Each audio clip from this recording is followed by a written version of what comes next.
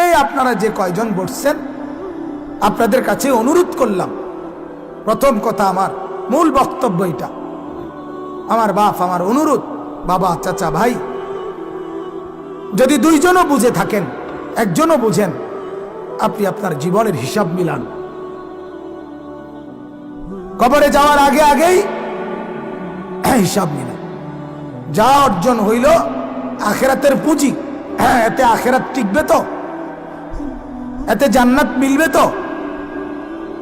এই বিড়ির দুর্গন্ধওয়ালা সেজদা, বিড়ির দুর্গন্ধওয়ালা নামাজ, এগুলা দিয়া পরকালে নাজাত মিলবে তো? এই টেলিভিশন দেখুন না, নর্তকীর নাচ দেখে আইসা সেজদা, এতে আখেরাত টিকবে তো? কথা বলেন না? আপনি ভাবেন, আপনি ভাবেন। ছেলে নামাজ পড়ে না, মেয়ে নামাজ পড়ে না, ঘরের মধ্যে বিবি বাচ্চা ফজরের নামাজ কেউ পড়ে না, এই এমনে রাইখা কবরে গেলে আখেরাত টিকবে তো? 30 বছর ধরে আপনার ঘরে রঙিন টেলিভিশন চলে, নর্তকীর নাচ, হিন্দি সিনেমা, নাচ গান, বেহায়া, বেশরম, অসভ্য, নিকৃষ্ট নারী নাচে গায়ে ফুর্তি করে, আপনি দেখেন, আপনার বিবি বাচ্চা দেখে, এই অবস্থায় কবরে যাবেন, তা আখেরাত টিকবে তো? আপনার কবর টিকবে? তাইলে বলেন বাপ, নিজেকে বুদ্ধিমান ভাইবেন না। অল্প কোগা ভাত তরকারি আর একখান বিল্ডিং আর বিদেশের ভূতের টাকা, হ্যাঁ, জমি আছে কদ্দুর, এই এদ্দুর দিয়া নিজেকে খুব বেশি চালাক ভাইবেন, বুদ্ধিমান ভাইবেন না। খুব বেশি কিছু করে ফেলছেন, কিছুই না। তাম দুনিয়া যদি আপনার মিলে যায়, একবার না 100 বার ঈমানের এক কালেমা লা ইলাহা ইল্লাল্লাহ এর সামনে এটা তুচ্ছ, কিছুই না, কিছুই না। এক সেজদা। আমাদের নবী সাল্লাল্লাহু আলাইহি ওয়াসাল্লাম বলেন, লা সাজদাতুন ওয়াহিদাতুন খায়রুম মিনাদ দুনিয়া ওয়া মা ফিহা। একটি সেজদা, নবীজি বলেন, তাম দুনিয়া এবং দুনিয়ার মধ্যে যা আছে তার চাইতে উত্তম, শ্রেষ্ঠ একটি সেজদা। আমি এশার নামাজ জামাতের সাথে পড়ছি, 4 রাকাত ফরজ নামাজে আমি 8টা সেজদা দিছি। 8টা দুনিয়ার চাইতে বেশি নিয়ামত আল্লাহ তাআলা আশা করছি আমাকে দান করবে। তোমার অর্জন কি? বেনামাজিকে বলে তোমার অর্জন কি? 2 টাকার বুট খাইছো, এই আর কি। আর কি তা? 10 মিনিট মোবাইলে বেডি চাইছো, আর কি তা? আর কি অর্জন?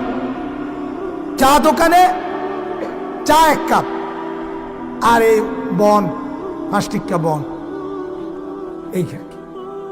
বন 1 কাপ আর চা 1 কাপ, এই হলো আপনার অর্জন 10 মিনিটে। আর আমার 10 মিনিটে 8টা দুনিয়া বরাবর জান্নাতের অর্জন, দুনিয়ার চাইতে বেশি অর্জন। বুদ্ধিমান কি? সেজদাওয়ালা বুদ্ধি, নামাজি সেজদাওয়ালা, সেজদাওয়ালা। আজ যে মানুষগুলো কবরে চলে গেছে, ওই কবরের পাশে একবার বুঝমান যারা আছেন, কবরে একবার কান পাইতা শুইনেন ওরা কি বলে।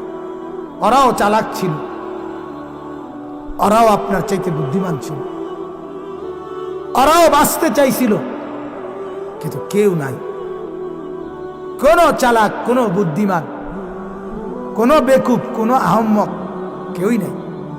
চালাকও নাই, বেকুবও নাই। সারা পৃথিবীর বাদশা যে সেও নাই, আবার দিন মজুর ফকির সেও নাই, কেউ নাই, কেউ নেই। অতএব আমার অনুরোধ বাজান, আমার অনুরোধ, আমি এই কথারই ফেরিওয়ালা, আমি একজন ফেরিওয়ালা, যে আখেরাতের চিন্তা, পরকালের ভাবনা কবরের ফিকির, এটা ফেরি করি, মানে এটা বলতে চেষ্টা করি প্রতিদিন প্রতিদিন। এজন্য আমার কথা, আপনি এবং আপনার পরিবারে কি গুছাইলেন এটা একটু নজর দেন। ওই খাট, সোফা, পালক এগুলা চাইয়া লাভ নেই।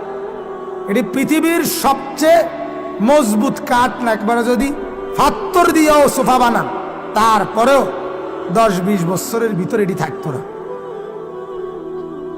থাকবে না, হয় ভাঙ্গে যাবে আর নয়তো ডিজাইন ফুরান হয়ে যাবে, ফেলাই দিবে, রাখবে না, রাখবে না। আজকে পৃথিবীতে ফেরাউনের বাড়ি নাই, নমরুদের বাড়ি কোথায়? ঘরগুলো নাই,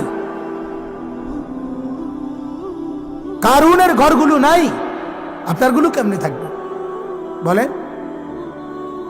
ভাঙতেছে, গড়তেছে, এরই নাম দুনিয়া। এজন্য আমি অনুরোধ করছি, আখেরাত ফিকির করে, বলেন ইনশাআল্লাহ আখেরাতের ফিকির করে। একজনও যদি বোঝেন আমার বলা সার্থক, একটা ছেলেও যদি বোঝে আমার বলা সার্থক। গাফেল বেশি থাকবে, এটা সহজ কথা। অপদার্থ, নাচ গান, জিনা, ব্যভিচার, জুয়া, মদ, নেশা, এগুলো দিকে বেশি থাকবে, এটা কোরআনেরই বক্তব্য। ইমানদার, নেককার, আল্লাহ পাকের অনুগত, এদের সংখ্যা কমই হবে। আল্লাহ তাআলা কোরআনে বলেন, ওয়া কালিলুম মিন ইবাদিয়াশ শাকুর, কোরআনের আয়াত। আল্লাহ তাআলা বলেন আমার কৃতজ্ঞ বান্দা কম, কালিল। আল্লাহ তাআলা বলেন কালিলাম মা তাযাক্কারুন, উপদেশ গ্রহণ করে কম। আর ইবলিস আল্লাহকে বলছিল, আল্লাহ আমি যাচ্ছি, তারাই দিছেন তো চলে যাচ্ছি, তবে মনে রাখেন আপনার প্রতিটা বান্দারে আমি গুনার ওয়াসওয়াসা দেব, দিতে দিতে শেষ পর্যন্ত আপনি যোগ করলে দেখবেন ওয়ালা তাজিদু আকসারাহুম শাকিরিন, আপনার অধিকাংশ বান্দা আপনার প্রতি কৃতজ্ঞ আপনি পাবেন না। আমি শয়তানের অনুগত, সেটাই দেখবেন। এটা ইবলিস বলছে, কোরআনের আয়াত, কোরআনের আয়াত। এজন্য যেই কোনো বাজারে দেখেন, ওই বাজারের মসজিদে যখন এশার নামাজ হয়, মাগরিবের নামাজ হয়, অনুগত অল্প, আর গাফেল, দুনিয়া লোভী অথবা দুনিয়ার মজায় ডুবা, চায়ের দোকান, হোটেল, রেস্তোরাঁ, ওই বিভিন্ন দোকানপাট, এগুলোর মধ্যে শত শত মানুষ, আর মসজিদে সেজদাওয়ালা আল্লাহর বান্দা অল্প হয়েছে। কেন? ওই যে অনুগত কমই হয়, শুকর গুজার কমই হয়, দুনিয়া ভোগকারী এটা বেশি হয়। আর দুনিয়া ভোগ আপনি করলে জানোয়ারে কি করে? জানোয়ারে তো দুনিয়াই ভোগ করে, এটার মধ্যে তেমন বিশেষত্ব কি? আপনি কোনো বেলা ফাঙ্গাস খান, আরেক বেলা তেলাপিয়া। আজকে যদি আপনি লাল শাক খান, কালকে আপনি পালং শাক খান, এক এক দিন এক একটা। আর ওই জঙ্গলের বাঘ প্রতিদিন গোশত খায়, কখনোই ফাঙ্গাসও খায় না, তেলাপিয়াও খায় না। আপনার চাইতে দুনিয়া বেশি ভোগ করে, করে কিনা বলেন না? বেশি ভোগ। কোনোদিনও সে গোশত ছাড়া কিছু খায় না। তাইলে দুনিয়া আপনি 2 হাতে না 4 হাতে যদি রোজগার করেন, ছেলে পেলে, নাতি নাতনি সবাইরেও যদি আমেরিকা পাঠান, এরপরও খোদার কসম দুনিয়া একটা রাক্ষস, যেটার ভিতরে দিলে সব কিল্লালায়, তৃপ্ত হয় না, তৃপ্ত হয় না। দান রাক্ষস, রাক্ষস কোনদিনও তৃপ্ত হয় না, কেউ অভাব মিটে না, চাহিদা পূরণ হয় না। কিন্তু আল্লাহ তাআলা বলেন, বান্দা সুবহানাল্লাহ একবার বলবা, আমি খুশি, আমি উহুদ পাহাড় পরিমাণ নেকি দিয়ে দেব। সুবহানাল্লাহ একবার বলবা। নবীজি বলেন, আল্লাহ তাআলা জান্নাতের মধ্যে একটা গাছ রোপণ করে দিবে, খেজুর গাছ, নাখলাতুন ফিল জান্নাহ, জন্য আল্লাহ তাআলা সন্তুষ্ট হয়, মাখলুক সন্তুষ্ট হয় না। আল্লাহ খুশি হয়ে যায়, মাখলুক খুশি হয় না। আরো চাই, আরো চাই, আরো চাই, আরো চাই। আল্লাহ তাআলা আমাদেরকে দুনিয়া বিমুখ হয়ে আখিরাতের প্রতি আরো বেশি আগ্রহী হওয়ার তৌফিক দান করুন।